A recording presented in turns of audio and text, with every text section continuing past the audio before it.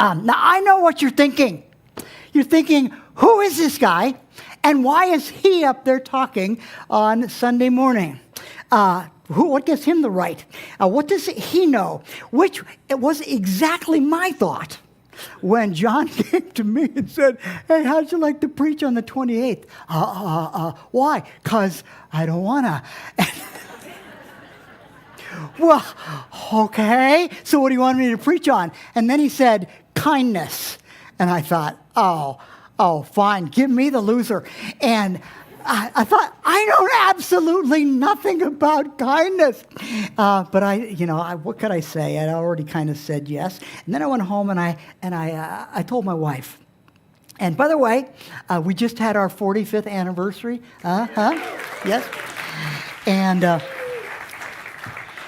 last week, the theme was the fruit of the spirit of patience, and my wife, 45 years, she must be. So I told my wife that John had asked me to speak, and she thought, she said, yeah, that's good. Yeah, you may, that'd be fine. And then I told her, and I'm supposed to talk about kindness, and she laughed. The church, like, what do you know? And we're still married, but we're in counseling now. So, kindness. I'm thinking about this, and I go, what do I know about kindness? And are you even a kind person, Dave? And I'm thinking about myself, and I'm going, am I a kind person? Are you a kind person? How would you let me see the hands of those of you who are kind people in the room. You're a really kind Let me see the hands of those of you who are seated next to a really kind person. Okay, we've got a lot of liars in this room. What does it even mean to be kind? And I'm thinking, well, yeah, I suppose maybe I can work on it in the next couple weeks before I have to speak on it. I mean, I guess I'm nice. I don't swear at people who don't deserve it. I don't gossip unless it's true. I don't hit my wife. I don't kick my dog, and I don't steal kids' desserts if it's on camera. But those things, those don't. Now, here's what I want you to catch. That doesn't make me or you a kind person.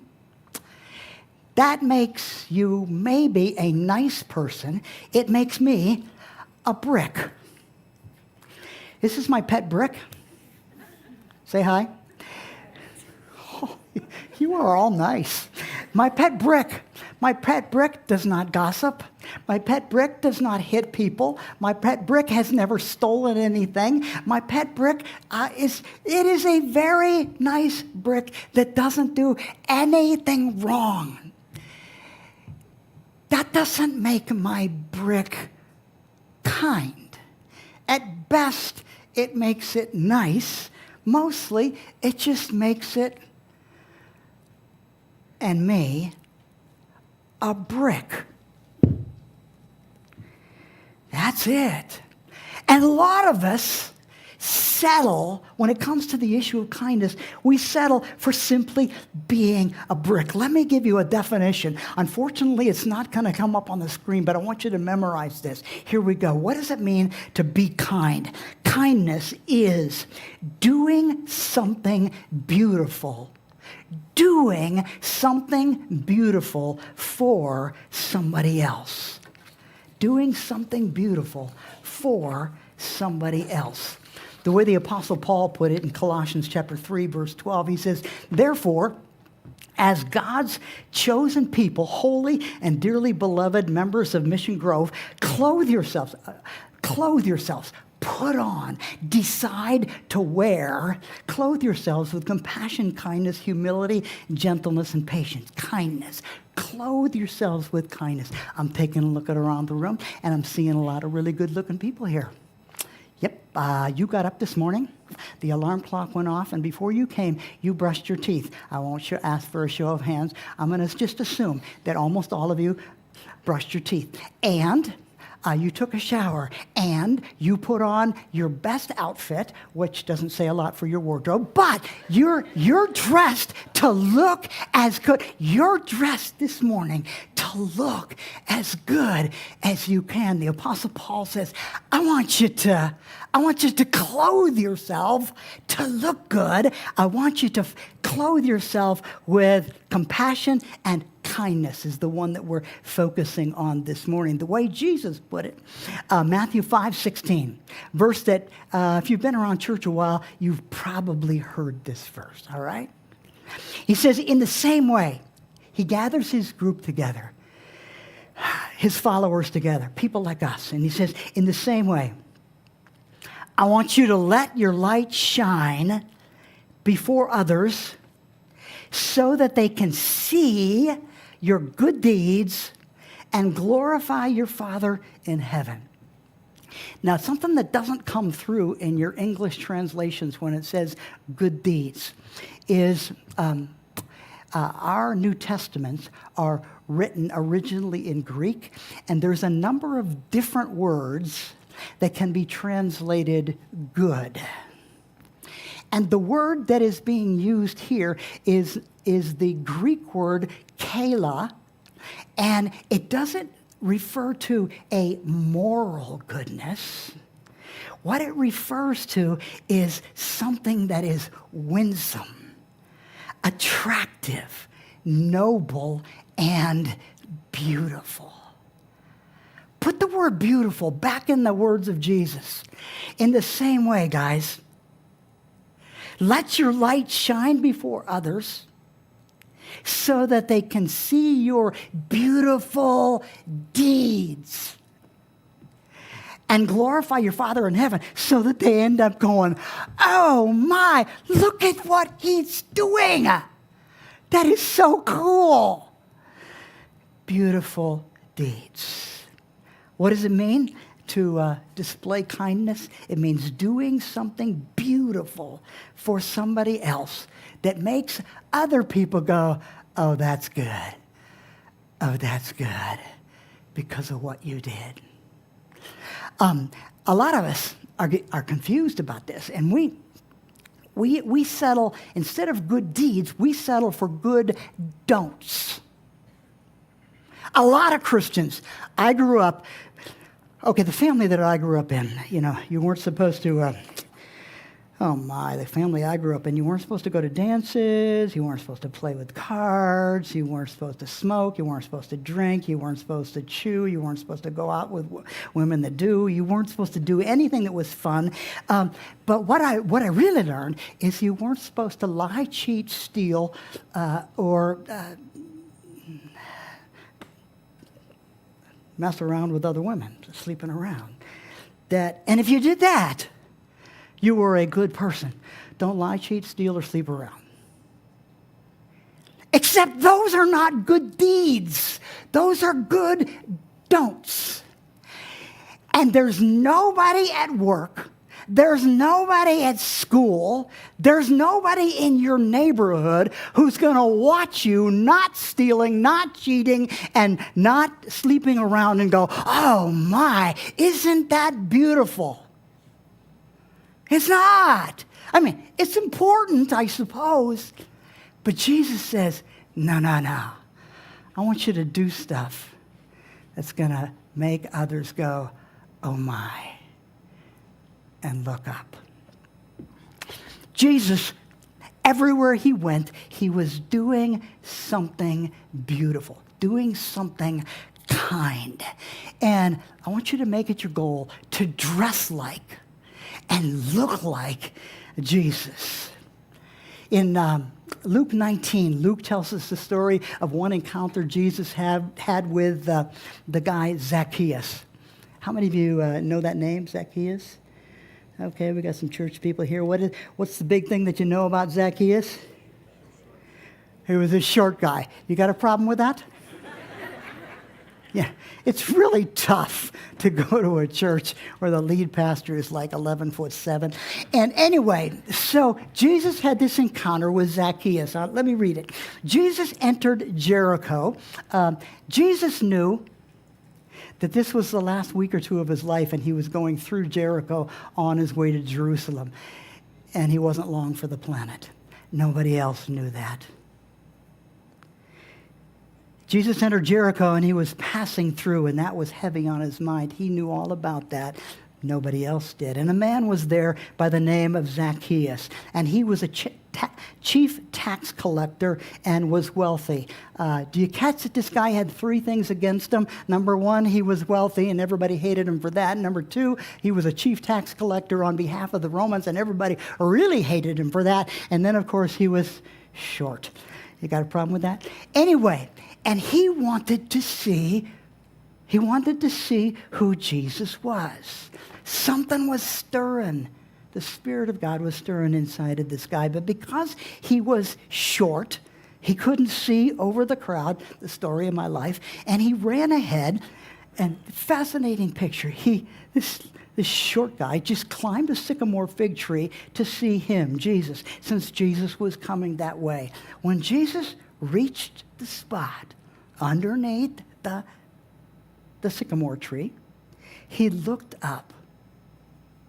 Jesus is surrounded by a throng of people, so many people that Zacchaeus couldn't get near him, and all of them are listening to him and jockeying for his attention. And Jesus looks up, and he sees Zacchaeus, and he says to Zacchaeus, "Zacchaeus, I want you to come down right now. I'm coming to your house for dinner. I must stay at your house today." So he came down at once, Zacchaeus did, and welcomed him gladly. But all the people saw this, and they began to mutter. They weren't happy about Zacchaeus because Jesus was gone to be the guest of a sinner. But Zacchaeus stood up and said to the Lord, "Look, Lord."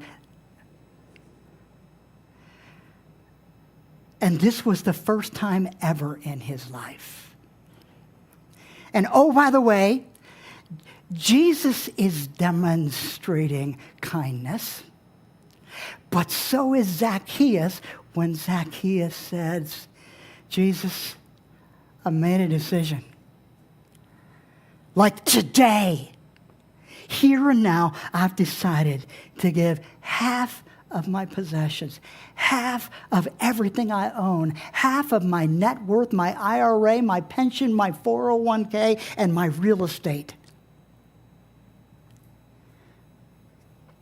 to the poor." Talk about kindness. "And if I've cheated anybody out of anything, I'll pay him back 4 times that amount." If you've cheated, yes, you have. And he's going to pay him back 4 times over. Jesus said to him, Today, salvation has come to this house because, hey, y'all, look at that guy. Today, this man, too, is a son of Abraham, an expression that says he's a good Jew and he's one of us. And all of the people who rejected him, who hated him, Jesus brought him in. Do you see what Jesus did? How he expressed kindness to Zacchaeus. He expressed it through quality time. Jesus was a busy guy. Everybody wanted his time, but he wasn't too busy to say, "Zach, let's you and me get together. Zach, let's you and me get together. How about tonight? Let's try that. Zach, let's you and me get together. Come on, here we go. 1, 2, 3. Zach, let's you and me get together." You got a friend? You got a neighbor? You got a coworker that you don't know very well? Let me tell you how you can love them, how you can be kind to them. Zach, how about you and me get together? And then suggest a time and a place. Jesus says, "Zach, how about you and me get together? How about your place? How about tonight?" And Zach's going, "Oh my." And there are people in your life who, if you would find a way in your busy schedule and get beyond your insecurity and just say to them, "How about if we get together? What does Tuesday look like? Starbucks, a restaurant, my place. It's one of the most profound ways that you can show a kindness to somebody is caring enough to get together with them. But did you also catch, secondly, there were words of affection. Words of affection. When Jesus told Zach that he too was a son of Abraham, do you think he remembered those words? That was the first time that anybody who mattered at all had ever said to him, "You're one of us. You too are a son of Abraham." Do you remember anything that was ever said to you that profoundly, positively affected who you became? I was the youngest of five. And my oldest brothers and sisters were all really smart people, and they all graduated from college when they were like 19 and 20 and 21. My oldest brother Martin was a genius. I mean, seriously, genius type. I think he got his doctor's degree when he was like 22, and I grew up in that house, and I vividly remember the day. See, I was little Davy. I was 18 years younger than my older brother Martin. And I remember my dad, the day that my dad looked at me and said, and this was a positive statement. He said, he said, "Davy, you can be as smart as Martin." It was a compliment that he was paying to me. Point is, you may hear that and go, that doesn't sound all that profound. Point is, that was a whole bunch of years ago. And I'm still living in the positive shadow of, Dave, you can be like your older brother Martin. What words of affirmation? There is so much power in your words to build somebody up. Look for a sincere opportunity to compliment somebody. And then also notice that Jesus used his name. This is very uncommon. You read the Gospels, Jesus almost, the stories that we hear about Jesus, Jesus is almost never using anybody's name. But Zacchaeus heard it.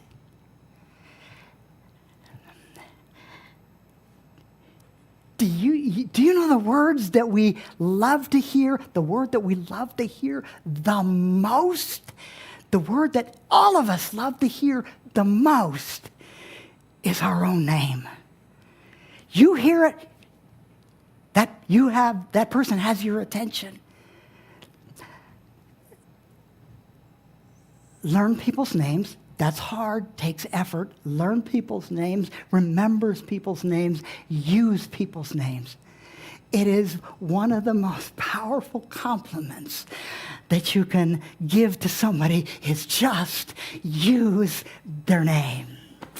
Jesus, everywhere he went, he was doing something beautiful. In John chapter 13, Jesus was experiencing what you and I consider to be the Last Supper. For us, we think of it as the Last Supper. For his disciples, it was the annual Passover. They didn't know it was the Last Supper.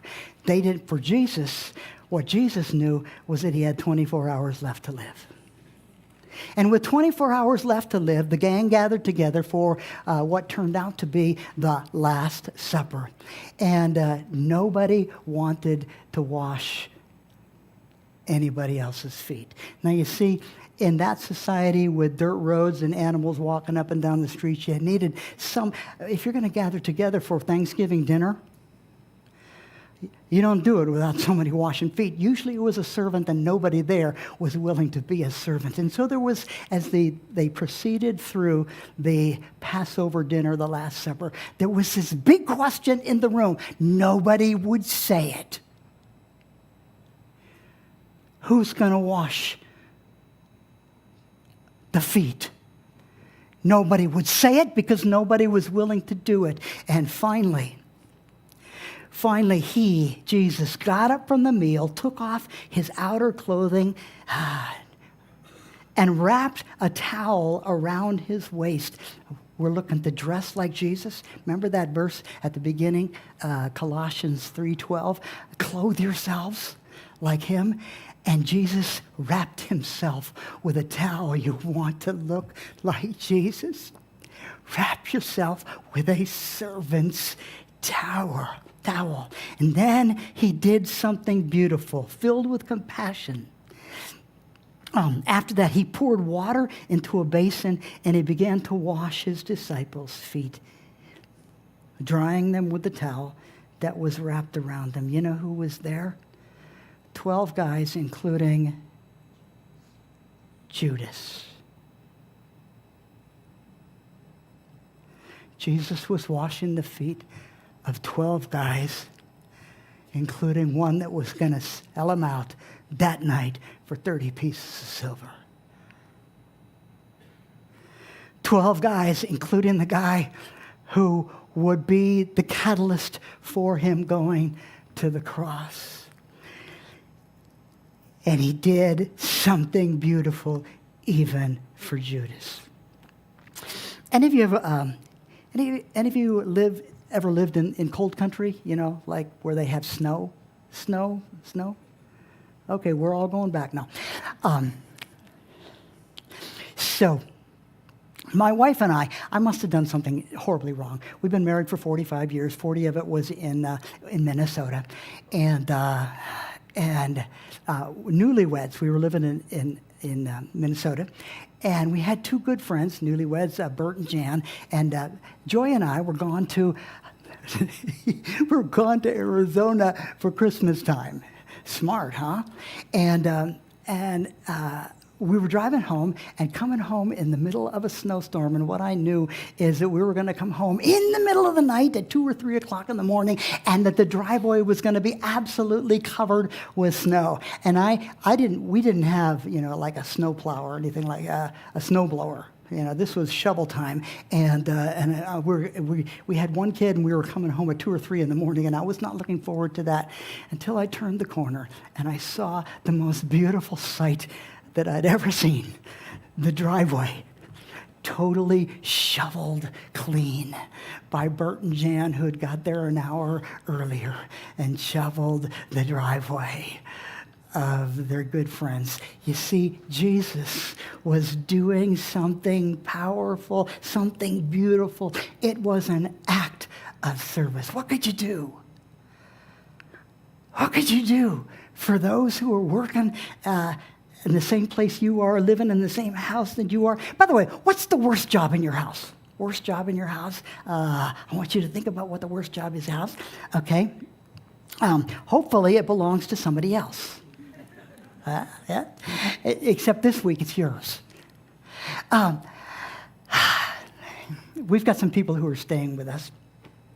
And I live on a dirt road. My wife and I, we live on a dirt road. And so it's absolutely, it's futile to ever wash our car, because within 2 days, it's totally covered with dirt again.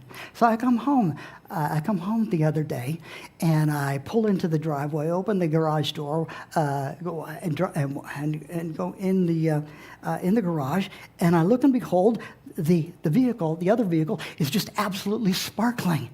And it's like, what's happening?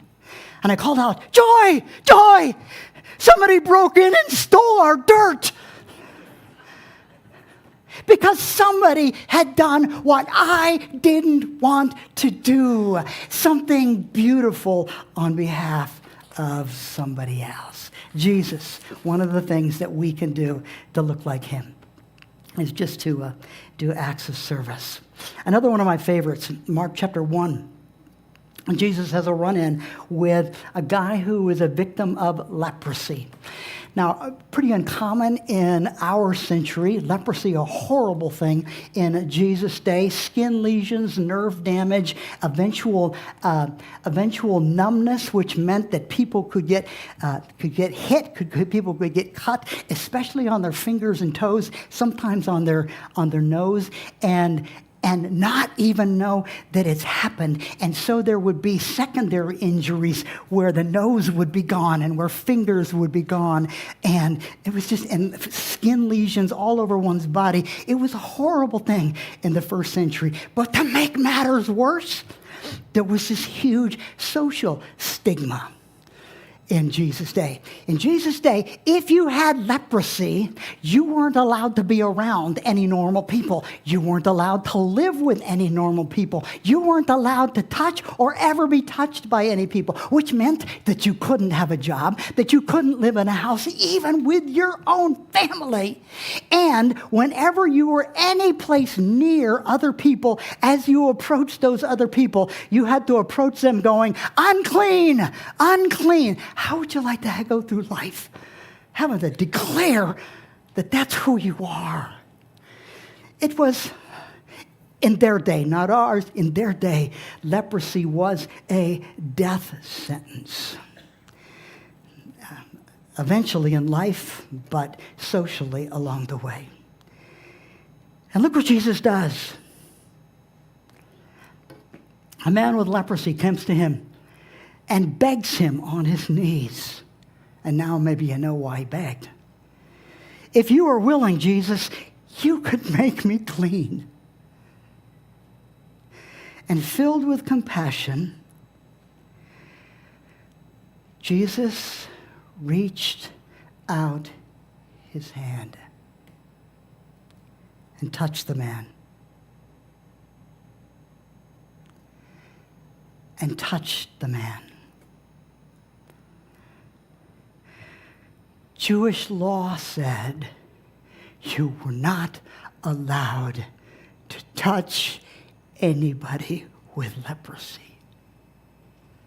Nobody had touched this man for decades.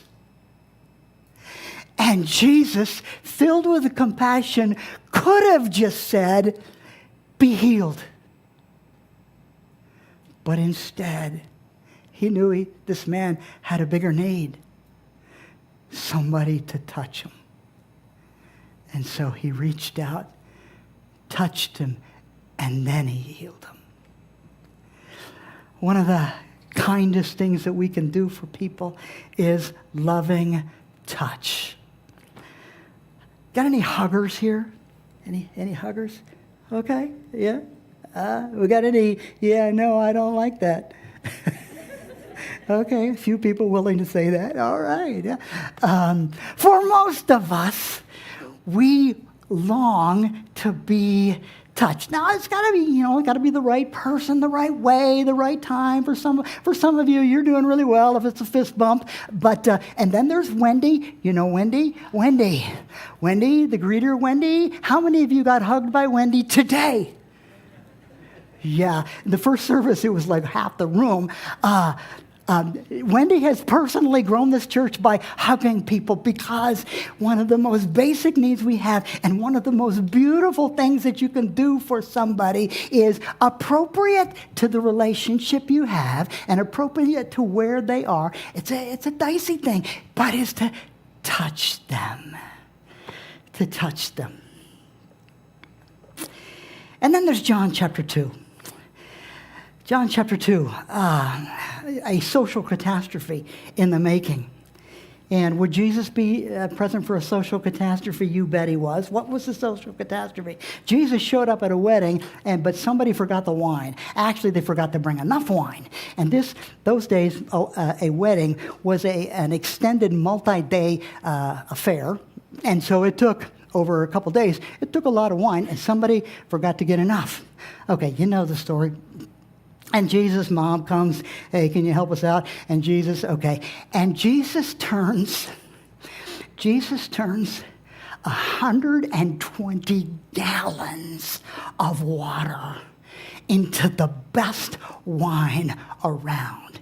So good that the steward drank some, didn't know where it had come from, and went, wow, where did this come from? This is the best, this is the good stuff. It was, okay. Jesus demonstrating, here's what to learn from it, extravagant giving. Extravagant giving. Now, you can't turn water into wine. Probably, maybe. But we can all be givers. In this case, it was an extravagant gift that met a very real need. A friend of mine, Lance,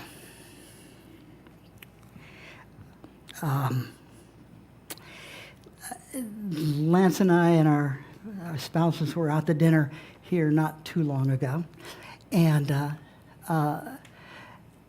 I watched as Lance got to know, in a good way, got to know the server, young woman, says something about me. She was probably 35, something like that, and most of us have learned, unfortunately, to turn servers into peripheral vision people who are just there to help us out. But Lance has learned to treat servers like they actually matter, like they're actually persons. And so as I watched and listened, Lance asked one question after another about her life, and we heard because he asked, because she could tell he cared.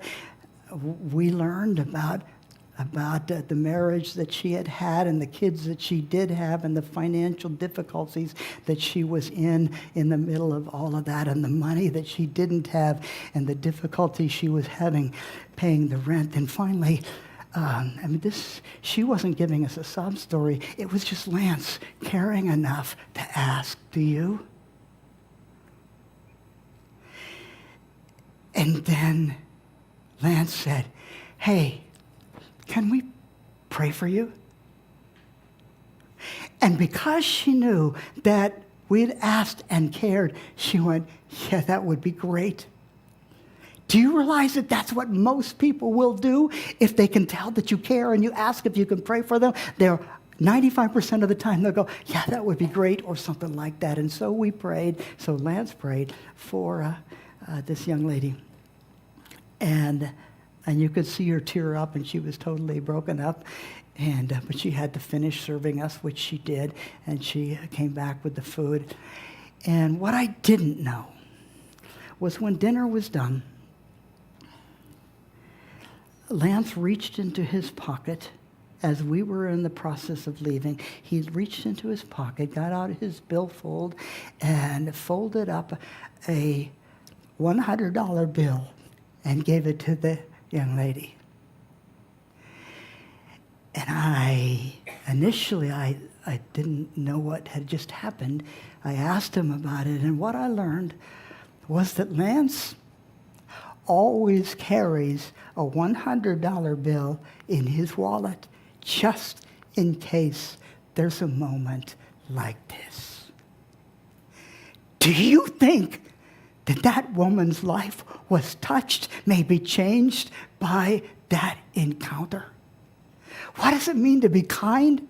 It means to do something beautiful, sometimes costly for somebody else. Sometimes it's an extravagant gift. Sometimes it's a loving touch. Sometimes it's an act of service. Sometimes it's just, hey, what are you doing Tuesday? Why don't we get together? Sometimes it's words of affirmation and a compliment. But you have the power through kindness to change your world. When Jesus left the planet, there were only 120 believers gathered together in his absence, waiting to see what was going to happen next. 120 believers. Less than 3 centuries later, this little group of 120 people had transformed the world. And Christianity became the faith of the entire Roman world in less than 3 centuries. And do you know how they did it? You might want to think it was through the miraculous. Oh, there was a little of that, but that wasn't the how. You might think it was about the preaching or about them sharing their faith, all of which was important, but that wasn't the biggest how. Do you know how? This little group of 120 people in 3 centuries became the dominant religious force in their world. Kindness.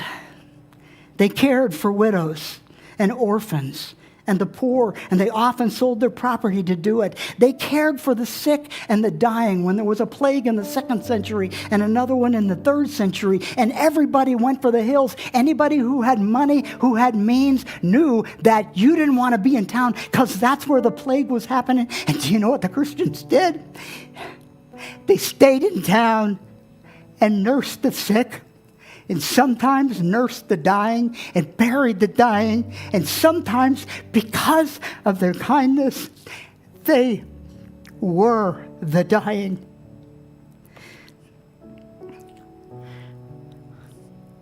They stayed behind. They buried the poor. They engaged in radical hospitality. They rescued abandoned children. In the Roman world at that time, if a dad, not a mom, if a dad didn't want a newborn child, you just let him out. You just left him by a garbage heap and let him die. And that was considered legal and ethical and normative of the day. And you know what Christians did? They went and they collected those abandoned children and took them in to their homes, into their churches, and raised those children. 3 centuries to win the world because 120 people and those that followed exercised kindness. Imagine if 400 to 500 people here today decided, let's be beautiful.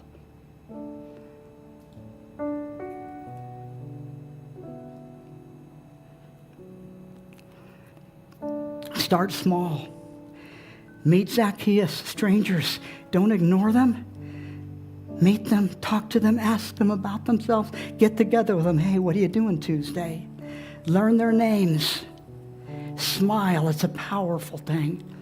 Ask questions about their life that say that you care. And then, by the way, and then remember. And before you leave, say, hey, can I pray for you?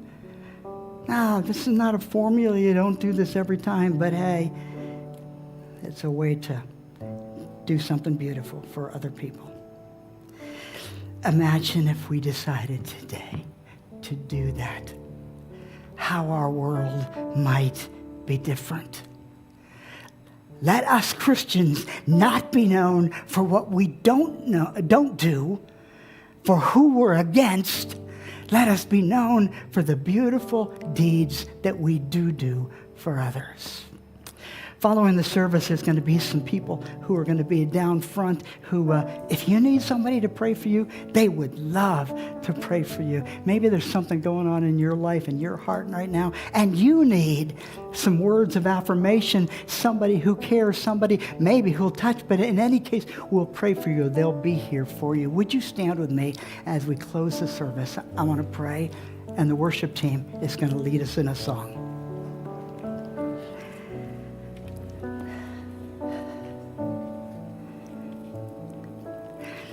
Lord Jesus, we thank you that when you saw us in need, you did something.